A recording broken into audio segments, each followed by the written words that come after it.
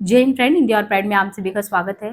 Friends, यहाँ पे भारतीय काव्य शास्त्र में हमने जो टॉपिक उठाया था, जिसमें काव्य के लक्षण क्या होते हैं, काव्य के हेतु और काव्य के प्रयोजन, साथ ही साथ हमने काव्य से संबंधित जो भी सामान्य सिद्धांत थे उन पे बात कर ली है। करीबन इसके प्रीवियस के आप देखेंगे 3 वीडियो में हमने जो फैक्ट पे और साथ ही कॉन्सेप्ट पे बात की है, उसी के आधार पे आपको 25 से 30 क्वेश्चन लगभग उसके जस्ट एक वीडियो के बाद दूसरे वीडियो को अपलोड करके क्वेश्चन का पैटर्न समझाया है। वस्तुतः जो परिचय हम दे रहे थे उसमें कुछ आपका इम्पॉर्टेंट फैक्ट और कॉन्सेप्ट जो छूट गया है।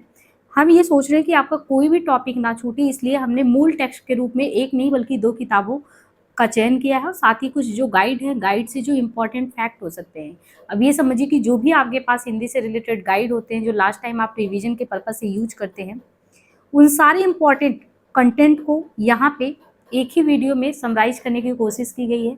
यदि आप इस चैनल से जुड़े हैं और प्लेलिस्ट में जितने भी काव्य शास्त्र रिलेटेड वीडियो बन रहे हैं उनको आप बार बार रिवाइज करते हैं और ये आपको टेलीग्राम में ये जो आपका ये PDF है उसको वहाँ पे सेंड कर दिया जाएगा। तो आपके पास ना भी हो भारतीय काव्य शास्त्र की किताब वगैरह, तो डॉक्टर भगीरथ मिश्र, निशा अग्रवाल जी का है और गाइड में जो ये है हमारे पास, इन सारे को हम जो भी कंटेंट हमारे पास है उसको टेलीग्राम में सेंड कर देंगे।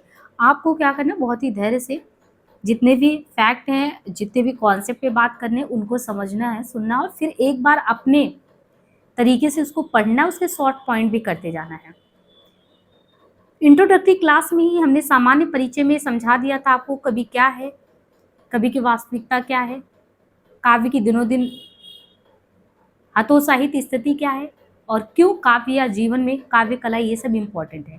इनके अलावा जहाँ से क्वेश्चन आते हैं कि काव्य का लक्षण क्या है, इसके बाद हमने काव्य हेतु का मतलब समझाया था कि साधन होता है और एक पूरे वीडियो को इंडिपेंडेंट एक लेक्चर एक वीडियो पे, मतलब कि एक टॉपिक को एक वीडियो में आपका समराइज किया जा रहा है। तो काव्य हेतु पे हमने बात कर लिया, काव्य लक्षण पे बात कर लिया और साथ ही साथ काव्य के उद्देश्य यानी प्रयोजन पे भी बात कर लिया। अब सामान्य परिचय में जो भी कुछ छूटा है वो आपके इस वीडियो में उस कॉन्सेप्ट को क्लियर कर लेंगे। इसके बाद जो आगे के टॉपिक होंगे उस पर मूव करेंगे। तो यहाँ पे देखिए, जैसे हमने सामान्य परिचय में भारतीय काव्य शास्त्र से अभिप्राय मूलतः ये संस्कृत काव्य शास्त्र से है। हमारा जो भारतीय काव्य शास्त्र आया है वो कहाँ से आया है, संस्कृत से आया है। अपने यहाँ पे हम लोग हिंदी में उसको क्या कहते हैं, साहित्य शास्त्र कहते हैं।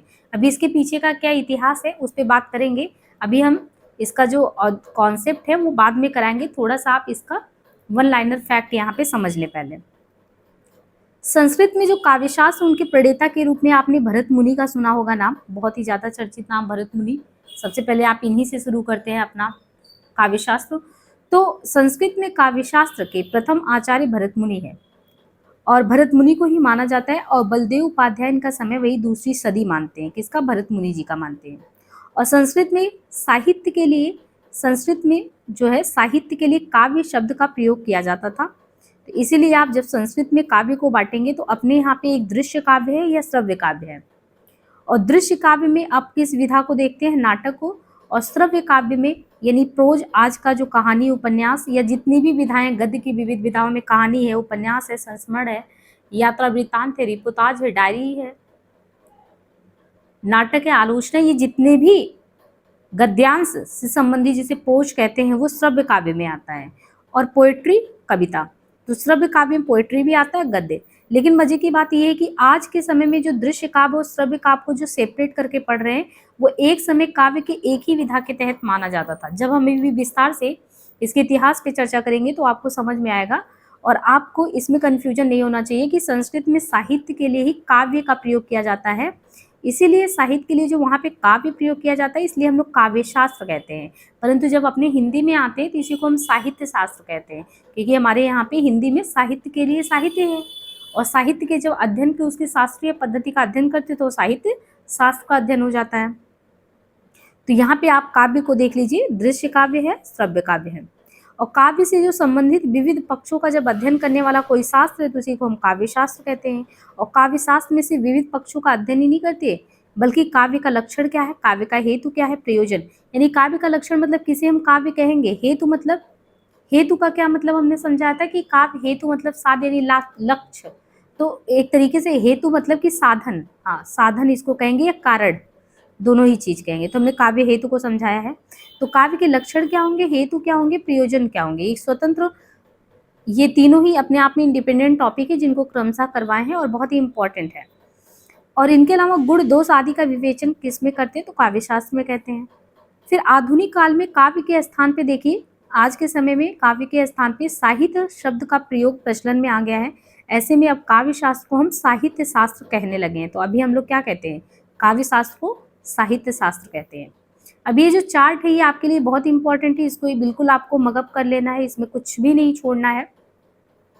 एक तरफ तो आपकी संस्कृत के आचार्यों की समृद्ध परंपरा की बात की गई है, यानी एक तरफ है जितने भी आचार्य हैं और उन आचार्य का समय क्या है और उनके ग्रंथ क्या है। इनसे बहुत ज़्यादा क्वेश्चन आते हैं, बिल्कुल इनको छोड़ना ही नहीं है। आप इनको बार बार चाहे स्क्रीनशॉट रखिए, रिवाइज करिए। देखिए, जब भी हम आचार्य के बारे में, आपने काव्य हेतु पढ़ा, काव्य प्रयोजन पढ़ा, काव्य लक्षण पढ़े, जब भी हमने संस्कृत आचार्यों की बात की तो क्रम यही रहा कि सबसे पहले भरत मुनि, भामा, दंडी, वामन, उद्भट, रुद्रट।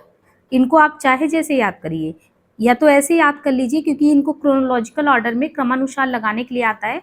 तो या तो ऐसे जैसे रिदम नहीं होता, गाना बना के कुछ ऐसे कही कि भरत भामा दंडी वामन, है ना, भरत भामा दंडी वामन, ऐसे करके आप बांट लीजिए, है ना। जो भी आपने सहूलियत के हिसाब से चार चार का पेयर बना के बांट लीजिए ताकि जब क्रम से आए तो आप लगा पाए। अब जो भरत मुनि जी का समय है, जिन्होंने नाट्य शास्त्र ग्रंथ लिखा है, उनका समय दूसरी सदी ईस्वी पूर्व से, दूसरी सदी ईस्वी पूर्व से सदी ईस्वी तक आता है। और जब इनका आता है तो इनके 4 शताब्दी की ये बात देखिए, लगभग छठी के आसपास की बात है, भामा जी का आता है। और इनका जो प्रमुख ग्रंथ है वो काव्य अलंकार है। तो भरत मुनि दूसरी सदी से दूसरी ईस्वी तक, और इनके बाद लगभग भामा का आता है, तो काव्य अलंकार इनका छठी। और छठी के बाद अब देखिए आपको दिक्कत भी नहीं होगा, ये गैपिंग सिर्फ भरत मुनि जी और भामा में था, क्योंकि अब जब देखेंगे तो दंडी 7वीं सदी का उत्तरार्ध, और 7वीं सदी के उत्तरार्ध की बात करेंगे तो 8वीं 9वीं वामन है, और 9वीं में ही देखिए 9वीं सदी का जस्ट पूर्वार्ध जो है उद्भट का है। तो ये सभी लोगों का फिर याद करने में भी उतना दिक्कत नहीं होगा। इसलिए आप ये नाट्य शास्त्र किसका है, भरत मुनि जी का, भामा जी का है काव्यालंकार, काव्यादर्श किसका है, दंडी का है काव्यादर्श, और काव्यादर्श के अलावा भामा विवरण करके भी है दंडी का, भामा विवरण।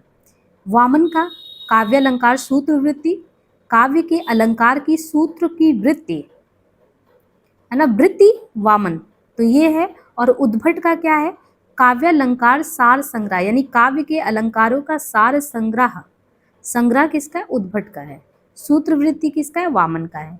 समय आप देख लीजिए, दूसरी सदी, भामा का छठी, दंडी का 7वीं सदी का उत्तरार्ध है, वामन का 8वीं 9वीं सदी के बीच का है, उद्भट का 9वीं सदी का पूर्वार्ध है। इनके अलावा रुद्रट का अगर समय देखेंगे तो 9वीं सदी का आरंभ, यानी 9वीं सदी की शुरुआत की बात है, और शुरुआत में ही श्री शंकु का भी आता है, लेकिन जो आनंदवर्धन है इनका 9वीं सदी में ही बीच में आता है। और जो रुद्रट की रचना का नाम है काव्यालंकार, यानी काव्य के अलंकार की बात की गई है। श्री शंकुक जो है इनका क्या है, तो 9वीं सदी का प्रथम, यानी भूनाबुदय, यानी श्री शंकुक का है भूनाबुदय नाट्य शास्त्र की टीका इन्होंने लिखी है श्री शंकुक ने। आनंदवर्धन 9वीं सदी का मध्य भाग, ध्वन्यालोक। राजशेखर 9वीं 10वीं सदी, और इनका क्या है, काव्य मीमांसा। मुकुल भट्ट 9वीं 10वीं सदी, अभिधावृत्त मातृका करके है। भट्ट लोलट 9वीं सदी का आरंभ है, नाट्य शास्त्र की टीका। भट्ट नायक 9वीं का अंतिम और दशम का आरंभ, ये हृदय दर्पण करके इनकी रचना है। इनके अलावा भट्टौत, तो भट्टौत का क्या है, 10वीं सदी, काव्य कौतुक। धनंजय 10वीं सदी, दश रूपक करके है। कुंतक 10वीं से 11वीं सदी, वक्रोक्ति जीवितम। अब देखिए, सिर्फ आपको रचनाओं के नाम नहीं याद करने हैं, आपको इनका समय बहुत जरूरी है याद रखना। तो भरत मुनि, भामा, दंडी, वामन, मैं तो ऐसे ही याद की हूँ, भरत भामा दंडी वामन, यानी क्रम से आ गया तो ऐसे रिदम आ जाना चाहिए, भरत भामा दंडी वामन, ताकि आप क्रम से थोड़े लगा पाएं। वैसे भी दूसरे के बाद इनका छठी, 7वीं, 8वीं। इसके बाद आप देखिए जब 9वीं सदी में आते हैं तो कितने लोगों का एक साथ आप याद कर सकते हैं, उद्भट, रुद्रट, शंकुक, आनंदवर्धन, राजशेखर, मुकुल भट्ट, भट्ट लोलट। इवन भट्ट नायक भी। लगभग 9वीं के पूर्वार्ध है, आरंभ है, मध्य भाग को मिला के उद्भट, रुद्रट, शंकुक, आनंदवर्धन, राजशेखर, मुकुल भट्ट, भट्टलोलर, भट्ट नायक, ये सभी लगभग 9वीं 10वीं के बीच में आते हैं। इसके बाद 10वीं की से 11वीं में या 10वीं में भट्टौत, धनंजय, कुंतक, है ना, क्योंकि यहाँ पे जब आएगा ना तो फिर बहुत कंफ्यूज करेगा मिलाने के लिए। और ये जितनी भी रचनाओं का नाम बताया हमने, नाट्यशास्त्र, भामा का काव्यालंकार, काव्यादर्श, काव्यालंकार, सूत्रवृत्ति, वामन का, जिसको हमने ये हाईलाइट किया वो तो और इम्पोर्टेंट है। उद्भट का काव्यालंकार, सार संग्रह, काव्यालंकार रुद्रट का है। इनके अलावा श्री शंकु, नाट्यशास्त्र की टीका, आनंदवर्धन का ध्वन्यालोक कई बार पूछा गया, काव्य मीमांसा किसका है, और फिर अभिधा वृत्त मातृका करके है मुकुल भट्ट का। नाट्यशास्त्र की टीका देखिए भट्ट लोलट का भी है, और नाट्यशास्त्र की टीका करके श्री शंकुक का है, तो भट्ट लोलट का भी है और शंकुक का भी है। इनके अलावा काव्य कौतुक किसका है, तो काव्य कौतुक जो है 10वीं सदी, काव्य कौतुक भट्टौत, धनंजय, 10 रूपक, कुंतक का है वक्रोक्ति जीवितम। अभी ये लिस्ट यहाँ पे ही समाप्त नहीं हुआ, लिस्ट बहुत ही लंबी है और बहुत ही इंपॉर्टेंट लिस्ट है ना, थोड़ा थोड़ा याद करेंगे तो कम से कम यहाँ से जो क्वेश्चन आएगा वो गलत नहीं होगा। अभिनव गुप्त 10वीं से 11वीं सदी तंत्रालोक है, तो अभिनव गुप्त का क्या है, तंत्रालोक। भोजराज का 11वीं सदी का पूर्वार्ध, सरस्वती कंठाभरण, श्रृंगार प्रकाश। तो अभिनव गुप्त 10वीं से 11वीं सदी तंत्रालोक, भोजराज 11वीं सदी का पूर्वार्ध, सरस्वती कंठाभरण। महिम भट्ट का 11वीं सदी का मध्यफल, व्यक्ति विवेक। क्षेमेंद्र 11वीं सदी का उत्तरार्ध, कवि कंठाभरण। तो अभिनव गुप्त का तंत्रालोक या भोजराज का सरस्वती कंठाभरण, महिम भट्ट का व्यक्ति विवेक, क्षेमेंद्र का 10वीं सदी का उत्तरार्ध, कवि कंठाभरण करके है। मम्मट देखिए यहाँ पे क्रम से हमें देखना है कि 11वीं सदी यानी 10वीं से 11वीं के बीच में अभिनव गुप्त, भोजराज, महिम भट्ट, क्षेमेंद्र हैं और मम्मट, ये सभी लोग लगभग वही 11वीं से लेकर पूर्वार्ध से उत्तरार्ध तक आते हैं, इवन मध्यकाल में भी आते हैं। और जिसे भोजराज का ये जो अभिनव गुप्त जी का तंत्रालोक है या भोजराज का सरस्वती कंठाभरण, श्रृंगार प्रकाश, महिम भट्ट का व्यक्ति विवेक, क्षेमेंद्र की रचना है कवि कंठाभरण और मम्मट का है काव्य प्रकाश। वेद व्यास की रचना का नाम है अग्नि पुराण। वाग्भट्ट प्रथम वाग्भट्टालंकार करके है। हेमचंद 12वीं सदी। अब देखिए यहाँ से जितने भी रचनाकार हैं वो 12वीं सदी के निकट के हैं। वेद व्यास, वाग्भट्ट प्रथम, हेमचंद, रामचंद्र गुड़चंद, रुयक, अमरचंद, शोभाकर मित्र। तो वेद व्यास, वाग्भट्ट, हेमचंद, रुयक, रामचंद्र गुड़चंद, अमरचंद, शोभाकर मित्र। यहाँ पे वेद व्यास जो है अग्निपुराण, वाग्भट्ट प्रथम वाग्भट्टालंकार, हेमचंद का काव्यानुशासन, रामचंद्र गुड़चंद नाट्य दर्पण, रुयक का है अलंकार सर्वस्व और साहित्य मीमांसा, अमरचंद 12वीं सदी का मध्यकाल, अमरचंद का है काव्य कल्पलता। शोभाकर मित्र का है 12वीं सदी, अलंकार रत्नाकर। शारदा तनय 13वीं सदी। तो शोभाकर मित्र 12वीं सदी, अलंकार रत्नाकर। शारदा तनय का भाव प्रकाशन। जयदेव 13वीं सदी का मध्यकाल, वही चंद्रालोक। विद्याधर 13वीं शतक का अंत, 14वीं शतक का आरंभ करके विद्याधर एकावली। विद्यानाथ का है 14वीं सदी, विद्यानाथ का जो रचना है 14वीं सदी में प्रताप रुद्र यशोभूषण। भानुदत्त मिश्र का 13वीं से 14वीं सदी, रसमंजरी, रस तरंगड़ी। विश्वनाथ 14वीं सदी, साहित्य दर्पण। विश्वेश्वर कविचंद्र 14वीं सदी, चमत्कार चंद्रिका। इनके अलावा रूप गोस्वामी 16वीं सदी का पूर्वार्ध। रूप गोस्वामी की रचना का नाम है उज्ज्वल नीलमणि। रूप गोस्वामी, उज्ज्वल नीलमणि, भक्ति रसामृत सिंधु, रूप गोस्वामी। शेखर केशव मित्र 16वीं सदी, अलंकार शेखर। कवि कर्णपुर 16वीं से 17वीं सदी, अलंकार कौस्तुभ। तो कवि कर्णपुर जो है अलंकार कौस्तुभ। अप्पय दीक्षित 16वीं से 17वीं सदी, वृत्ति वार्तिक। पंडित राज जगन्नाथ 17वीं सदी के मध्य भाग में रस गंगाधर। अकबर शाह 17वीं सदी, श्रृंगार मंजरी। विश्वेश्वर पंडित 18वीं सदी, अलंकार कौस्तुभ। सत्यदेव चौधरी ने उद्भट के पहले इनका स्थान माना है। बलदेव उपाध्याय और गणेश त्र्यंबक की मान्यता भी यही है। अब यहाँ पे देखिए अभिनव गुप्त ने 4 ग्रंथों की रचना की है। तो अभिनव गुप्त ने जिन 4 ग्रंथों की रचना की है इनमें से 3 ग्रंथ तो टीका के रूप में है। जैसे इन्होंने नाट्यशास्त्र भरत मुनि पे जो है अभिनव भारती टीका करके है। ध्वन्यालोक जो कि आनंदवर्धन की रचना है, तो ध्वन्यालोक लोचन करके टीका लिखा गया है। इनके अलावा काव्य कौतुक भट्टौत का, तो इसका काव्य कौतुक विवरण करके है। तो अभिनव गुप्त ने कुल 4 ग्रंथों की रचना की है, जिनमें जो मूल ग्रंथ के नाम है नाट्यशास्त्र, ध्वन्यालोक, काव्य कौतुक। नाट्यशास्त्र अभिनव भारती नाम से, ध्वन्यालोक लोचन, काव्य कौतुक विवरण नाम से। एक अन्य ग्रंथ रत्न एवं तंत्र शास्त्र का उत्कृष्ट दार्शनिक ग्रंथ क्या है? तंत्रालोक है। क्षेमेंद्र के साथ निम्नलिखित अगर देखें तो कवि कंठाभरण, सुब्रत तिलक, औचित्य विचार चर्चा, दशावतार चरित्र। क्षेमेंद्र के ग्रंथ के नाम में देखें तो क्षेमेंद्र के साथ जो ग्रंथ है उसमें कवि कंठाभरण, सुब्रत तिलक, औचित्य विचार चर्चा, दशावतार चरित्र करके हैं। और अप्पय दीक्षित के ग्रंथ का नाम क्या है? वृत्तवार्तिक चित्र मीमांसा। तो वृत्तवार्तिक है, चित्र मीमांसा है, कोयलानंद करके है, कोयलानंद। प्रमुख काव्यशास्त्रीय ग्रंथ एवं उनसे संबंधित जो जानकारी यहाँ पे दी गई है, तो प्रमुख काव्यशास्त्रीय ग्रंथ में कौन कौन से हैं? तो देखिए ग्रंथों में नाट्य शास्त्र है। नाट्य शास्त्र अभी हम बहुत विस्तार से चर्चा करेंगे इस पे, लेकिन जो परिचय में इंपॉर्टेंट फैक्ट है उसको हम पहले आपका करा देते हैं ताकि आपको रिवीजन भी करना हो तो वीडियो शुरुआत का देखें और कॉन्सेप्ट एक दो बार समझिएगा। कॉन्सेप्ट बार बार चीज़ें नहीं, कॉन्सेप्ट तो समझ में आ ही जाएगा। तो नाट्यशास्त्र के बारे में आपको क्या क्या ध्यान रखना, जो इंपॉर्टेंट जानकारी है। जैसे भरत मुनि ने नाट्यशास्त्र को लिखा तो उसके पीछे जो कहानी है वो बाद में बताएंगे, लेकिन अभी के लिए नाट्यशास्त्र जो है उसको पंचम वेद कहते हैं। और इसमें नाट्यशास्त्र में कुल 36 अध्याय है और इनमें 5000 श्लोक का जिक्र किया गया है। तो पंचम वेद 36 अध्याय है, 5000 श्लोक का विवरण है इसमें। काव्य का विवाचन वाचिक अभिनय के द्वारा है। जैसे काव्य के अभिनय के आधार पे आंगिक होता है, वाचिक होता है, आहार होता है, सात्विक होता है। इसी तरीके से इसमें जो काव्य का विवेचन किया है वाचिक किया है, वाचन द्वारा। इसके बाद भरत मुनि के नाट्यशास्त्र को देखने के बाद आपने किसका पढ़ा था? भामा का। तो प्रमुख काव्य शास्त्रीय ग्रंथों में अगर देखें काव्य अलंकार जो है तो काव्य अलंकार किसका है? भामा का है। आपने इनका दूसरा पढ़ा था, दूसरी ईस्वी तक आया था, ईस्वी पूर्व से दूसरी ईस्वी, और भामा का छठी पढ़ा था। भामा ने 6 परिच्छेदों में लिखा है काव्य अलंकार। तो नाट्यशास्त्र किसका है? भरत मुनि जी का है। भामा का है, 6 परिच्छेदों में काव्य अलंकार है। फिर काव्यादर्श जो है वो 4 परिच्छेद और लगभग 650 श्लोक है काव्यादर्श में। इनके अलावा जो काव्यालंकार सूत्र है, काव्यालंकार सूत्र किसका है?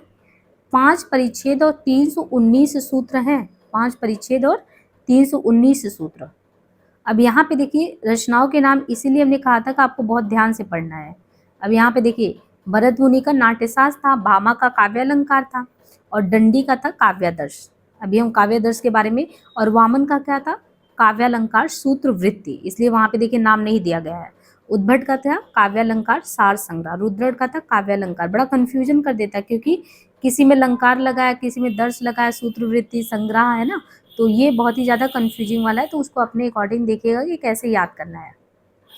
तो यहाँ पे नाट्यशास्त्र काव्यालंकार में 6 परिच्छेद है, काव्यादर्श में 650 श्लोक है, 4 परिच्छेद है। काव्यालंकार सूत्र में, इसकी रचना सूत्र में की गई है और सूत्रों पर वृत्ति भी लिखी गई है। 5 परिच्छेद और 319 सूत्र। काव्यालंकार जो है इसमें कितने जो है बात की गई, तो काव्यालंकार में 16 अध्याय और 316 अध्याय और 734 श्लोक है। और जो काव्यालंकार है इसके रचयिता का नाम क्या है? रुद्रट। इसके बाद देखिए ध्वन्यालोक। ध्वन्यालोक जो है इसमें 4 उद्योग यानी 4 अध्याय कारिका में रचना की गई है। वक्रोक्ति जीवितम, वक्रोक्ति जीवितम किसका है? इसमें 4 उन्मेष अध्याय कारिका और वृत्त में रचित है।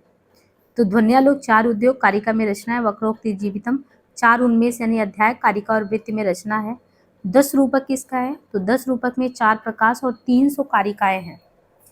10 रूपक में जो जिक्र किया गया वो 4 प्रकाश का और 300 कारिकाओं का। व्यक्ति विवेक जो है इसमें 3 अध्याय हैं। व्यक्ति विवेक में काव्य प्रकाश में 10 उल्लास या अध्याय है। जैसे हम लोग कोई चीज़ अध्याय में विभक्त करके पढ़ते हैं तो यहाँ पे सारी चीज़ों को अध्याय में ही नहीं बांटा गया है। जैसे ध्वन्यालोक जो रचना है तो ध्वन्यालोक को ये उद्योग में बांटा गया है। उसी तरीके से वक्रोक्ति जीवितम है उसको उन्मेष में बांटा गया है। लेकिन ये उद्योग है चाहे उन्मेष है, बेसिकली इसको कहते क्या? अध्याय ही कहते हैं। 4 उद्योग या कारिका में रचना ध्वन्यालोक का है, 4 उन्मेष कारिका और वृत्ति में वक्रोक्ति जीवितम का है।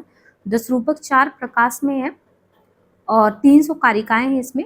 और व्यक्ति विवेक में 3 अध्याय। देखिए व्यक्ति विवेक जो है उसको अध्याय में बांटा गया है। काव्य प्रकाश में 10 उल्लास अध्याय में बांटा है और चंद्रालोक को 10 मयूख अध्याय और 35 अनुष्टुप श्लोक अलंकार ग्रंथ में बांटा गया है। साहित्य दर्पण जो है ये बांटा गया है 10 परिच्छेद अध्याय में। साहित्य दर्पण 10 परिच्छेद अध्याय में। प्रताप रुद्र यशोभूषण ये 9 प्रकरण में विभाजित किया गया है। प्रताप रुद्र यशोभूषण। एकावली जो है ये काव्य प्रकाश की शैली पर रचित ग्रंथ है एकावली।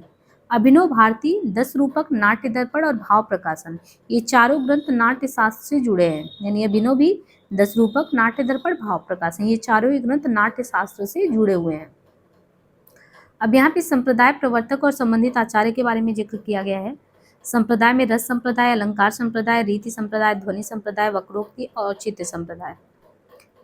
देखिए यहाँ पे रस में प्रवर्तक के रूप में देखें तो भरत मुनि है, तो रस संप्रदाय के भरत मुनि, अलंकार भामा के द्वारा है, रीति वामन के द्वारा, ध्वनि के आनंद वर्धन है, वक्रोक्ति के कुंतक हैं और चित्त के क्षेमेंद्र हैं। तो यहाँ पे जो रस संप्रदाय प्रवर्तक हैं तो संबंधित आचार्य में देखें भट्ट लोलट शंकुक भट्टनायक, तो रस भरत मुनि, भट्ट लोलट शंकुक भट्टनायक, रामचंद्र गुरचंद शारदा तनय विश्वनाथ। अलंकार भामा में देखें तो दंडी उद्भट और रुद्रट। इनके अलावा ध्वनि आनंद वर्धन, तो ध्वनि आनंद वर्धन में देखें अभिनव गुप्त, मम्मट, रुयक, विद्याधर, जगन्नाथ। तो ध्वनि जो आनंद वर्धन तो अभिनव गुप्त, मम्मट, रुयक, विद्याधर। और ध्वनि विरोधी विद्वान में देखें तो ध्वनि विरोधी विद्वान में प्रतिहार इंदुराज, कुंतक, भट्ट नायक, धनंजय, महिम भट्ट। तो ध्वनि विरोधी विद्वानों में है प्रतिहारेंदु राज, कुंतक है, भट्ट नायक है, धनंजय, महिम भट्ट है। इनके अलावा अलंकार विरोधी, ये देखिए ध्वनि विरोधी, ये क्वेश्चन आता है कि कौन कौन से ऐसे विद्वान हैं जो ध्वनि का विरोध करते हैं। तो ध्वनि विरोधी विद्वान में प्रतिहारेंदु राज आते हैं, कुंतक हैं, भट्ट नायक हैं, धनंजय हैं और महिम भट्ट भी हैं। अलंकार का विरोधी कौन कौन सा आचार्य है, तो अलंकार के विरोधी आचार्य में आनंद वर्धन है, मम्मट हैं, विश्वनाथ हैं और जगन्नाथ हैं। तो ध्वनि विरोधी प्रतिहारेंदु, कुंतक, भट्ट नायक, धनंजय। अलंकार में आनंद वर्धन, मम्मट, विश्वनाथ, जगन्नाथ और रीति विरोधी विद्वान में है कुंतक। तो यहाँ तक आपका कॉन्सेप्ट क्लियर हुआ होगा। अब यहाँ पे संस्कृत के काव्य लक्षण वगैरह के बारे में तो हमने बात कर ली है, तो ये चीज़ तो आपको PDF दे दिया जाएगा, यहाँ से आप इन चीज़ों को रिवाइज कर सकते हैं। संस्कृत के काव्य लक्षण में भामा, दंडी, वामन, रुद्रट, आनंद वर्धन, राजशेखर, है ना। इनके अलावा जो भी है सब धातु से ही, तो ये जितने भी इम्पॉर्टेंट फैक्ट है वो चीज़ें यहाँ पे दे दी गई हैं। तो यहाँ पे देखिए जो इम्पॉर्टेंट सामान्य परिचय के बारे में आपको जो जानकारी होना चाहिए था वो लिस्ट वहाँ पे हमने दे दिया है। अब थोड़ा बहुत जो आपका और भी बचा हुआ है, देखिए काव्य हेतु के भी बारे में हमने बात कर ही ली थी। यानी आपका हर एक उससे जो है हम कहीं से भी आपको जहाँ से करना है टेक्स्ट गाइड सारी चीज़ों को इंक्लूड करके एक साथ दे रहे हैं, जिसके लिए आपको बिल्कुल भटकने की ज़रूरत नहीं है। ठीक है, यहाँ पे मूल टेक्स्ट गाइड सब कुछ आपको मिल रहा है। देखिए काव्यशास्त्र से संबंधित भारतीय काव्यशास्त्र, संस्कृत आलोचना के प्रमुख आचार्यों में वही है कि भरत मुनि। तो यहाँ पे देखिए हमने 2 पुस्तकों का और 2 गाइड दोनों का जो है प्रयोग करके आपके लिए जो जितने भी सीरीज में आपका आएगा तो इससे पूरा ओवरऑल चीज़ें कवर हो रहा है, कुछ भी छूट नहीं रहा है। और इस तरीके से 4 स्रोतों का इस तरीके से उपयोग किया है और साथ ही आपको जो प्रीवियस में क्वेश्चन आए हुए हैं उनका संकलन दिया, जो शायद जो काव्यशास्त्र से रिलेटेड जितने भी साहित्य से संबंधी काव्यशास्त्र से संबंधित क्वेश्चन अलग अलग एग्जाम में आए, चाहे हायर कमीशन में हो, TGT PGT हो, यानी नीचे के लेवल से लेकर ऊपर तक हायर लेवल तक के जहाँ पे भी क्वेश्चन आए उन सबको कवर किया है। तो इस तरीके से आप मानिए कि पूरा एक बढ़िया से आपका काव्यशास्त्र का एक एक पॉइंट कवर हो जाएगा यहाँ पे। अब देखिए संस्कृत आलोचना के प्रमुख आचार्यों में हमने भरत मुनि के बारे में बात ही कर ली, पहला आचार्य माना जाता है। बलदेव उपाध्याय ने इनका दूसरी सदी माना था। नाट्यशास्त्र इन्होंने लिखा था और नाट्यशास्त्र को ही हमने बताया पंचम वेद कहते हैं। 36 अध्याय, लगभग 5000 श्लोक है ना। और काव्य की आलोचना किस अभिनय में किया गया, वाचिक अभिनय। लगभग देखिए वही सारी चीजें हैं, लेकिन आपको वहां पे ये चीज नहीं मिला कि भरत मुनि ने नाट्यशास्त्र में 10 गुण, 10 दोष, 4 अलंकार का जिक्र किया। वो आपको वहां पे भी मिलेगा उस गाइड में भी, लेकिन वो कहीं अन्य जगह पे लिखा है। तो यहाँ पे भरत मुनि ने जो नाट्यशास्त्र अपना लिखा है पंचम वेद, जो 36 अध्याय 5000 श्लोकों का है, जिनमें काव्य की आलोचना वाचिक अभिनय के प्रसंग में किया गया है, इसमें कुल 10 गुण, 10 दोष, 4 अलंकार। तो आपको 10 गुण 10 दोष तो याद रहते, लेकिन वो 4 अलंकार जो इन्होंने अपने श्लोक नाट्यशास्त्र में उपयोग में लाया, उसमें यमक है, उपमा है, रूपक है और दीपक है। यमक, उपमा, रूपक, दीपक, रूपक, दीपक, यमक, उपमा, इसको ध्यान रखिएगा। फिर नाट्यशास्त्र के संबंध में एक चीज बहुत इंपॉर्टेंट है कि जो नाट्यशास्त्र का 6वां और 7वां अध्याय है, 6वां और 7वां अध्याय है, क्योंकि टोटल तो 36 अध्याय है, लेकिन नाट्यशास्त्र का जो 6वां और 7वां अध्याय है उसमें रस तथा भाव का वर्णन किया गया है। नाट्यशास्त्र में जो 36 के 36 अध्याय वो सारे आपके लिए इंपॉर्टेंट नहीं काव्य शास्त्र की दृष्टि से, उसको जब अभी हम विस्तार से बात करेंगे उसमें बताएंगे कौन से अध्याय आपके लिए इंपॉर्टेंट है। लेकिन जो छठा और सातवां अध्याय है वो मूल रूप में रस तथा भाव का वर्णन करता है। और भरत मुनि ने रसों की संख्या कितनी मानी है? 8 संख्या मानी है। इसके बाद भामा जी के बारे में बात करें तो हमने देखा कि बलदेव उपाध्याय ने ही भामा का समय 6ठी सदी का पूर्वार्ध माना है। अब ये देखिए 6ठी सदी का पूर्वार्ध है, उत्तरार्ध भी नहीं है, पूर्वार्ध है, 6ठी सदी का पूर्वार्ध। और भामा जो थे ये कश्मीर के निवासी थे, इनके पिता का नाम रक्ट्रिल गोमी था। सबसे पहले भामा ने ही अलंकार को नाट्य शास्त्र की परतंत्रता से मुक्त करके एक स्वतंत्र शास्त्र और संप्रदाय किया। यानी अलंकार का कोई ऐसा अपना अलग से अस्तित्व तो नहीं था, लेकिन ये प्रयास भामा ने ही किया जो कश्मीर के निवासी थे। और इन्होंने क्या किया कि अलंकार को एक नाट्य शास्त्र से अलग करके एक अलग ही रूप दे दिया। तो भामा ने इसीलिए काव्य अलंकार, क्योंकि इन्होंने अलंकार को एक आधार दिया, तो इन्होंने काव्य प्लस अलंकार, इसलिए इनके पुस्तक का नाम क्या है? काव्य अलंकार, काव्य के अलंकार। और काव्य अलंकार इन्होंने कितने उसमें लिखा? 6 परिच्छेद में लिखा, 6 परिच्छेद में। अब भामा का जो काव्य अलंकार है उसमें परिच्छेद के अनुसार निरूपित विषयों की तालिका भी यहाँ पे क्रमशः दी गई। ये है इनका तालिका जो, जिसे इन्होंने पहला जो है उसमें काव्य के साधन, लक्षण तथा भेदों का निरूपण किया। दूसरा तीसरा जो है उसमें अलंकार के बारे में जिक्र किया। चौथा जो है यानी दूसरे तीसरे में अलंकार के बारे में बताया, पहले में साधन, लक्षण, भेद किया। चौथे में ये 10 दोष के बारे में बताते हैं, कौन से 10 दोष होते हैं। फिर 5वें में न्याय विरोधी दोष निवारण की बात करते हैं। छठे में ये शब्द शुद्धि निरूपण की बात करते हैं। अब भामा के प्रमुख काव्य सिद्धांत निम्नलिखित है। भामा के जो प्रमुख काव्य सिद्धांत है वो कौन कौन से हैं? देखिए, प्रमुख काव्य सिद्धांत में है शब्द तथा अर्थ दोनों का काव्य होना। भामा ये क्या कहते हैं? अभी हम जो है शब्द प्लस अर्थ, शब्द और अर्थ में किसकी महत्व देनी चाहिए, यानी महत्ता देनी चाहिए अर्थ को कि शब्द को। तो यहाँ पे भामा जो है ये कहते हैं कि नहीं, जब भी हम कोई काव्य का सृजन करें तो उनमें शब्द तथा अर्थ दोनों का काव्य होना, यानी शब्दार्थों सहितो काव्य। और भरत मुनि द्वारा वर्णित 10 गुणों के स्थान पर 3 गुण, यानी भरत मुनि ने 10 गुण, 10 विवेचन, 10 गुण, 10 दोष और 4 अलंकार की बात की ना। भामा वहीं पे 10 गुण की बात नहीं करते, वो सिर्फ 3 गुण की बात करते हैं जो हम समानता पढ़ते हैं, माधुर्य, ओज, प्रसाद गुण। फिर जो भामा है ये वक्रोक्ति को सभी अलंकारों का प्राण मानते हैं। तो ये देखिए इंपॉर्टेंट फैक्ट मिला ना, काफी चीजें आपको अलग मिल रही हैं। वक्रोक्ति को सभी अलंकारों का प्राण किसने माना? वक्रोक्ति को सभी अलंकारों का प्राण मानने वाले आचार्य हैं भामा। और गुण तो ये 3 ही माने, लेकिन दोषों का विवेचन ये भी 10 करते हैं, जैसे भरत मुनि करते हैं। रीति को ना मानकर काव्य गुणों का विवेचन किया, रीति को ना मानकर काव्य के गुणों का विवेचन करते हैं। इसके बाद दंडी का जिक्र आता है। आचार्य दंडी का समय सप्तम सप्तवी स्वीकार किया जाता है और दक्षिण भारत के निवासी थे दंडी। दंडी के बारे में है कि पल्लव नरेश सिंह विष्णु के सभा पंडित थे। दंडी जो थे ये कौन थे? ये पल्लव नरेश सिंह विष्णु के सभा पंडित थे। दंडी अलंकार संप्रदाय से जुड़े थे तथा काव्यदर्श नामक महनीय ग्रंथ लिखते थे। महती ग्रंथ काव्यदर्श किसकी है? काव्यदर्श, काव्यदर्श जो है ये दंडी का है। अलंकार संप्रदाय से जुड़े थे। काव्यदर्श में कुल कितने परिच्छेदों की बात की गई है? तो जैसे काव्य अलंकार में 6 परिच्छेद थे, वैसे काव्यदर्श में 4 परिच्छेदों का और लगभग वही 650 श्लोकों का जिक्र किया गया है काव्यदर्श में।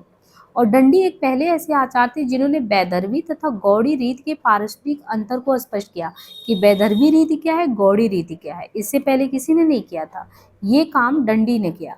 और जो दंडी आचार्य इन्होंने अपने काव्यादर्श में परिच्छेद के अनुसार जो किया है वो तालिका यहाँ पे दिया गया है। देखिए, प्रथम, द्वितीय, तृतीय, चतुर्थ, तो इन्होंने 4 परिच्छेद में पहले में सभी लोग वही काव्य का लक्षण क्या है, भेद क्या है, ये बताते हैं।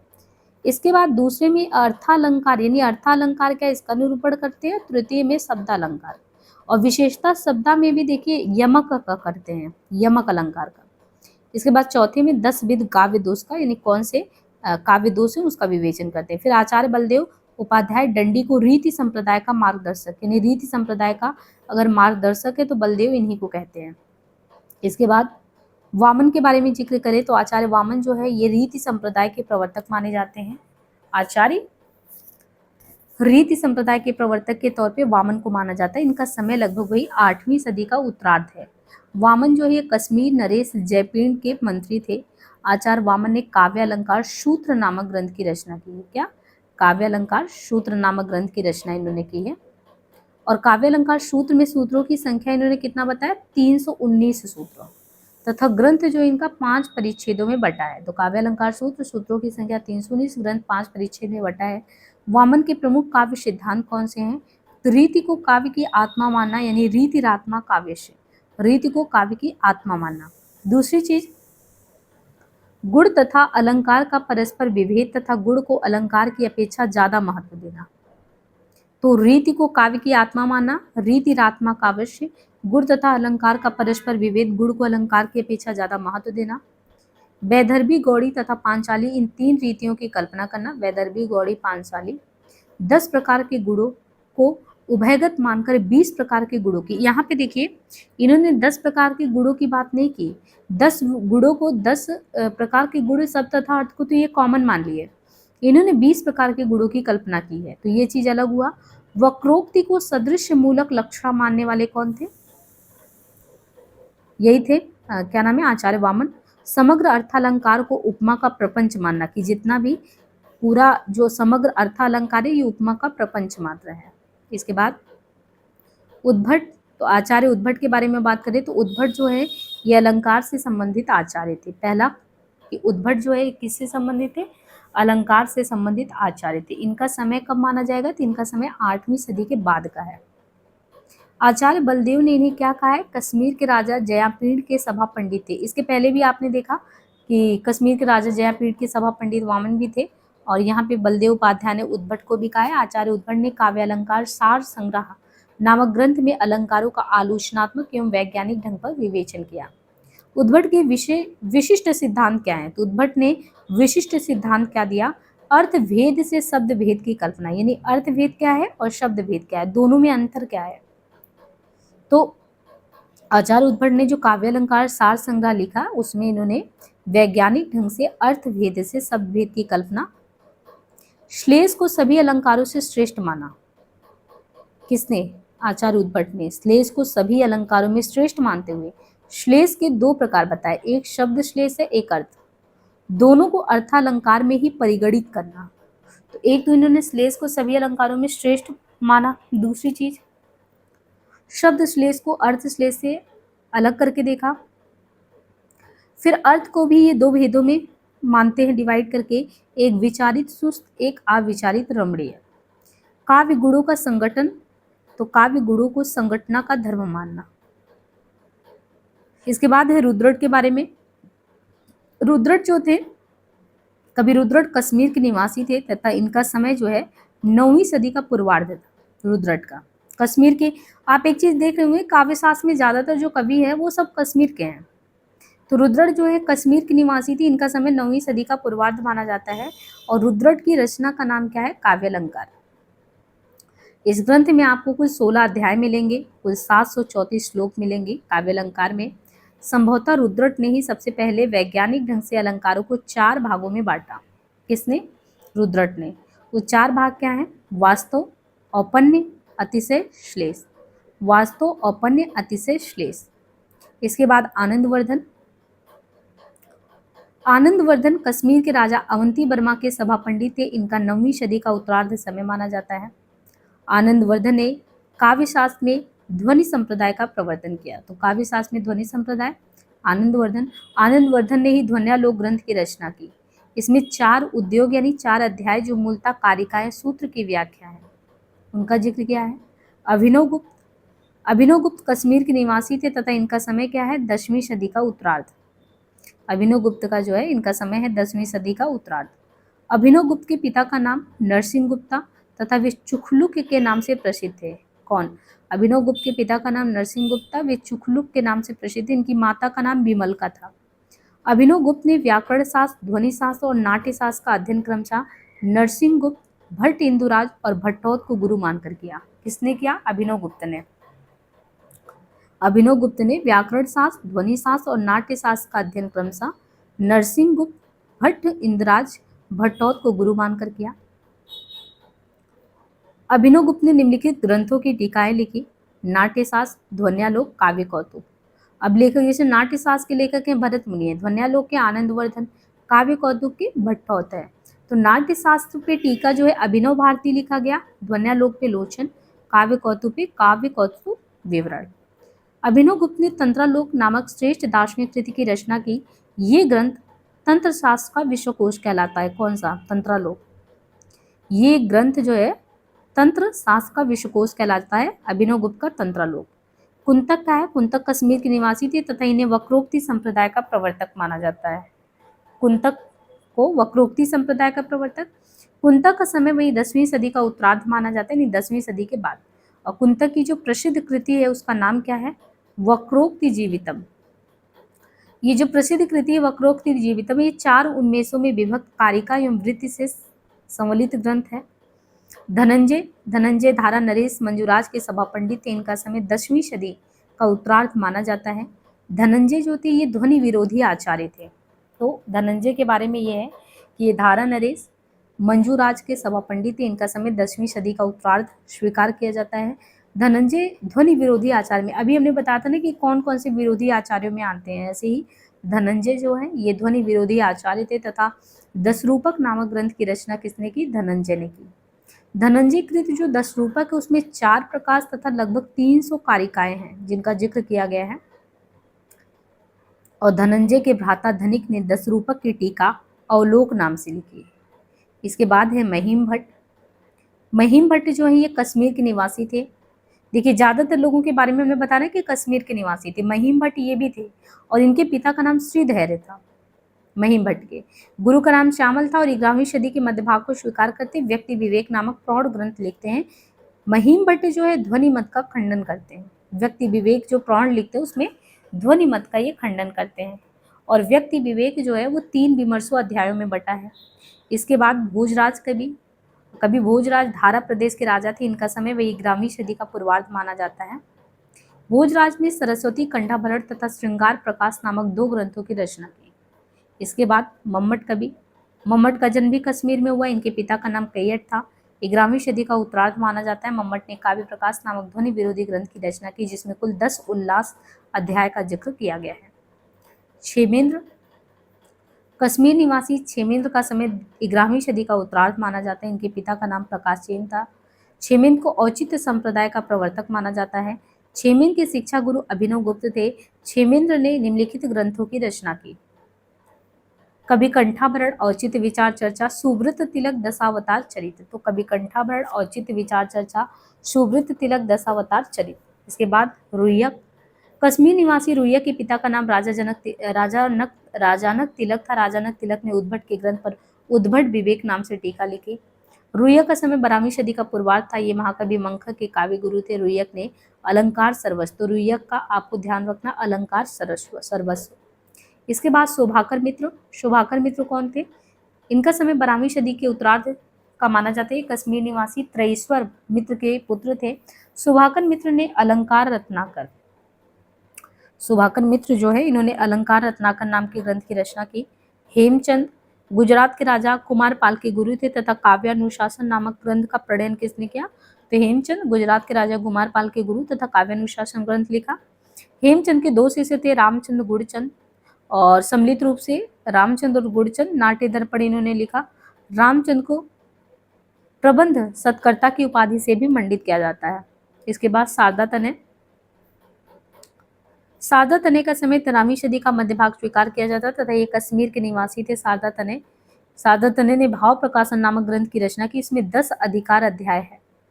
इसके बाद जयदेव मिथिला के निवासी थे। इनका समय 13वीं सदी का उत्तरार्ध माना जाता है। जयदेव साहित्य के क्षेत्र में पीयूष वर्ष तथा न्याय के क्षेत्र में पक्षधर उपाधि से प्रख्यात थे। इनको जो पीयूष वर्ष कहा जाता और न्याय के क्षेत्र में इनको पक्षधर इनसे सुशोभित किया, प्रख्यात थे इसे। और जयदेव की जो रचना का नाम है वो चंद्रालोक है। चंद्रालोक नामक अलंकार शास्त्र की रचना इन्होंने 10 मयूखों तथा 35 अनुष्टुप श्लोकों में की थी। 10 मयूख 35 अनुष्टुप श्लोक। विश्वनाथ कविराज उत्कल उड़ीसा के राजा के संधि विग्राहक थे और इनके पिता का नाम चंद्रशेखर था। विश्वनाथ का समय वही 14वीं सदी का पूर्वार्ध। आचार्य विश्वनाथ ने 10 परिच्छेद अध्याय में साहित्य दर्पण लिखा। इसके बाद विद्याधर, इन्होंने काव्य प्रकाश की शैली में एकावली लिखा। 14वीं सदी का पूर्वार्ध समय है। विद्यानाथ विद्यानाथ दक्षिण भारत के काकतीय नरेश प्रतापरुद्र के दरबार में रहते थे। इनका समय 14वीं सदी का पूर्वार्ध है। विद्यानाथ ने प्रतापरुद्र यशोभूषण नामक ग्रंथ की रचना 9 प्रकरण में की। अप्पय दीक्षित दक्षिण भारत के प्रसिद्ध शैव दार्शनिक थे। इनका समय 16वीं सदी का अंतिम चरण माना जाता है अप्पय दीक्षित का। अप्पय दीक्षित ने वृत्ति वर्तिक चित्र मीमांसा कुवलयानंद तो अप्पय दीक्षित ने वृत्ति वार्तिक चित्र मीमांसा कोयलानंद। पंडित राज जगन्नाथ ने जाति आंध्रा ब्राह्मण तथा पेट भट्ट के पुत्र थे। इनका 17वीं सदी का प्रथम चरण समय माना जाता है। पंडित राज जगन्नाथ ने रस गंगाधर नामक प्रौढ़ ग्रंथ की रचना की। बाकी हमने काव्य लक्षण के संबंध में पहले ही डिस्कस कर लिया है, यानी जो आपके इंपॉर्टेंट फैक्ट छूट रहे थे वो हमने यहाँ पे करा दिया है। अब हम आते हैं जो इम्पोर्टेंट आपके कॉन्सेप्ट होने चाहिए, जो नाट्य शास्त्र विधा से कुछ छूटे हुए कॉन्सेप्ट थे उन पे हम बात कर लेते हैं, है ना। क्योंकि हमने ये आपसे कहा था ना कि एक ही मूल टेक्स्ट को नहीं करा रहे हैं, जिन मूल टेक्स्ट से हमें जो भी इम्पोर्टेंट आपको लग रहा है कुछ छूटे ना, तो उन सभी को इंक्लूड कर रहे हैं। तो इसलिए जो है हमें लगा कि हाँ, नाट्य शास्त्र के संबंध में जो आप सिर्फ पढ़ लेते हैं कि ये पंचम वेद है, ये कैसे आया, क्या उसका कॉन्सेप्ट है, वो समझना बहुत जरूरी है।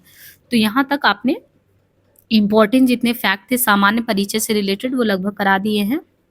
तो अब हम बात करते हैं इसके भारतीय काव्य शास्त्र में जो निशा अग्रवाल जी का जो बुक है वो भी बहुत ही इम्पोर्टेंट है, और इसमें आप देखेंगे कि काफ़ी ऐसे जो इम्पोर्टेंट फैक्ट है जो आपको भगीरथ मिश्र जी में नहीं उस तरीके से है, जो इसमें आपको मिल जाएगा। इसलिए मुझे लगा कि ये भी बहुत ही अपने आप में अलग बुक है, और आपका इसके साथ जो है चिंतन मनन होना चाहिए, ताकि आप किसी भी तरीके से जो एक अच्छे एग्ज़ाम की सफलता की कल्पना कर रहे हैं उसमें पीछे ना रह जाएं।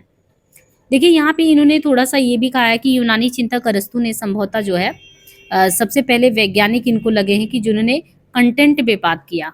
उनकी दृष्टि से जो आत्मा का चिंतन उन्होंने किया है, और आत्मा और रूप को एक मानते हुए उनका ये कहना है कि हर एक जीव का अपना एक स्वभाव होता है जिसे आत्मा या फॉर्म या लोगोश कहते हैं। ये किसी स्वर्गीय सत्ता का देन नहीं होता, बल्कि हमारी जो गति है, यति है, उसी के आंतरिक अनुशासन से क्रियाशील होकर ये रूप ग्रहण करता है।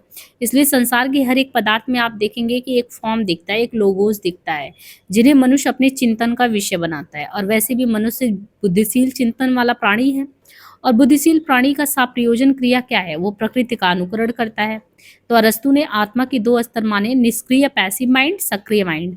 अब आप देखिए कि आप पैसिव माइंड वाले हैं कि जो है एक्टिव है, क्योंकि जो निष्क्रिय बुद्धि वाला व्यक्ति है जिसमें पदार्थ के सार या फॉर्म को ग्रहण करने की क्षमता तो है, लेकिन वो निष्क्रिय बैठा है। जैसे आपको यहाँ पे काव्य शास्त्र की क्लासेस दी जाएं और आपसे बताया गया कि हाँ ये बुक अगर आपके पास नहीं है तो पीडीएफ फॉर्म में या कुछ भी रखिए, चीज़ों को पढ़िए, समझिए, फिर प्रैक्टिस सेट लगाइए, फिर आपके पास भी जो बुक है उसको पढ़िए। यानी आपको एक गाइडेंस प्रोवाइड किया जा रहा है, आप बहुत ही सक्रिय सहभागिता अपना दिखाइए, कमेंट में चीज़ों को पिन करिए, जो नहीं आ रहा उस पर बातचीत करिए। तो ये जो आपकी सक्रियता है वो एक्टिव माइंड का होता गया। और जैसे ही आपने कुछ नहीं किया, बस सुना और एक तरफ सुना, फिर ये तो भाई वैसे भी काव्य शास्त्र ऊपर से उड़ जाता है, और आपने कुछ भी नहीं किया, इवन पेन लेके चलाया तक नहीं सुनते हुए, तो फिर वो होता है निष्क्रिय। दिमाग का वो स्तर होता है जो चेतनशील नहीं होता, और आपको चेतना के स्तर पे जागृत होकर चीज़ों को देखना है। तो इन्होंने अरस्तु के बारे में बताया कि कैसे जो है अरस्तु से बहुत ज़्यादा हम प्रभावित हुए जब हम इस क्षेत्र में आए कि हम काव्य शास्त्र के बारे में इतना चिंतन मनन क्यों करें। समानता तो इसको कठिन समझा जाता है, हम क्यों ना कोई प्रोज पे काम कर लेते। जब आप भी पीएचडी वगैरह करेंगे, एक रिसर्च स्कॉलर होंगे, तो आप उन बिंदुओं को उठाएंगे जो सरल है, कि ऐसे भी चीज़ों पे काम करना चाहेंगे जिस पे काम नहीं हुआ। हालांकि उस पे आपको मानसिक श्रम करना पड़ेगा, लेकिन वो आपकी जिज्ञासुपन पे निर्भर करेगा। तो ये कहते हैं कि अरस्तु का लक्ष्य था कला के द्वारा मनुष्य जीवन में जो घटने वाली अनेक घटनाएं हैं और परिस्थितियां, उनके कारणों की खोज की जाए। कैसे खोज की जाए? कला के द्वारा। और कला के द्वारा हम कैसे खोजबीन करेंगे और उनमें निहित कारण कार्य के क्रम को समझेंगे।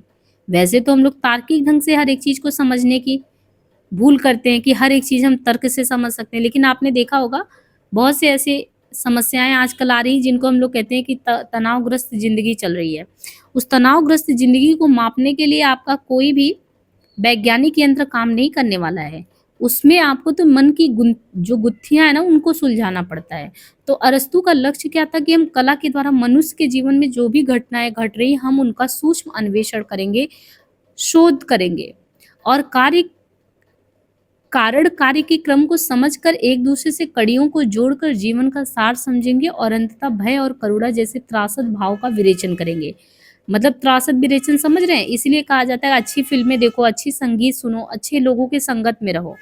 इसीलिए आपने देखा इनके कैथारसिस कैथारसिस बोले तो विरेचन, विरेचन मतलब कि हमारे अंदर जब हम कोई भी हमारे अंदर बहुत सारी ऐसी भावनाएँ उत्पन्न होती हैं, जिनको हम समझते हैं कि हम समाज के सम्मुख प्रकट नहीं कर सकते और वो क्या होता है कि लगातार हम उसको एक तरीके से सप्रेस करते चले जाते हैं, दबाते चले जाते हैं। तो वो आपके मनोग्रंथियों में इस तरीके से जकड़ जाता है ना कि वो एक बीमारी बन जाती है, जो अवसादग्रस्त ज़िंदगी, यही चीज़ है इसका। तो ये अरस्तू का मानना था कि इसका हम कैसे मतलब एक तरीके से चिकित्सीय शास्त्र की दृष्टि से जिसको विरेचन इन्होंने कहा था, विरेचन का सिद्धांत अरस्तू का आप पढ़ेंगे, बहुत अच्छे से बताया जाएगा आपको।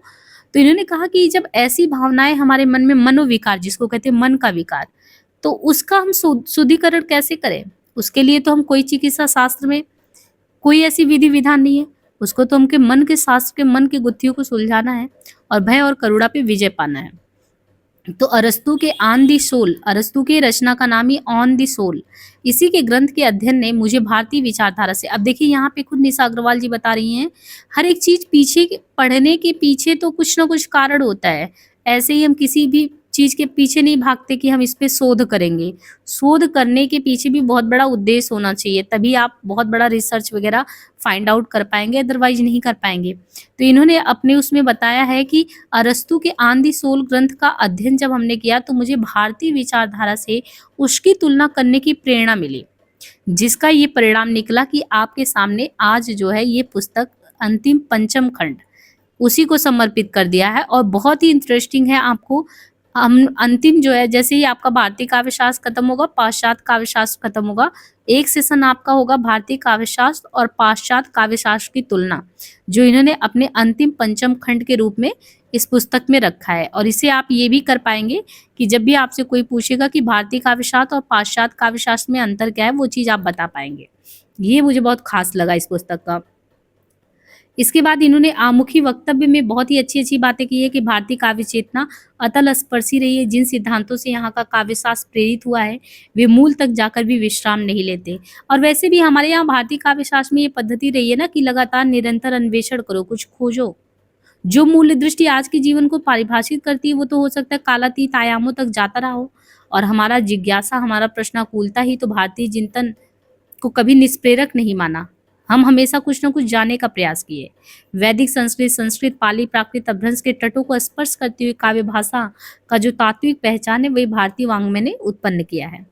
और यहाँ पे इन्होंने ये भी बताया कि कैसे हमारे यहाँ पे नाट्य शास्त्र और काव्य शास्त्र को हमें विरोधी नहीं देखना चाहिए, कभी नहीं देखना चाहिए, क्योंकि सार्ववर्णिकता में चारों वेदों का दाय समाहित है और काव्य में आकार, लोक, वेद विमुख छवि नहीं अपना सके।